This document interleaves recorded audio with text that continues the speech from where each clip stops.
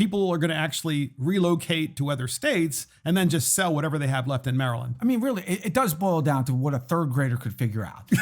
We're going to take X amount of your money in this state and less of it in this state. Guess where the third grader's going? To the lesser state. And we see that time and time again. And they seem perplexed and surprised. Everybody's leaving. Why are you leaving? And that's what we see because we are so hostile to businesses here in the state of Maryland. The people that are the economic drivers behind our state. And how do we thank them?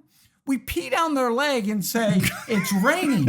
It's not real. We're not really taxing you. But then they keep leaving. And everybody around here is just walking around with wet legs and taking off to Virginia.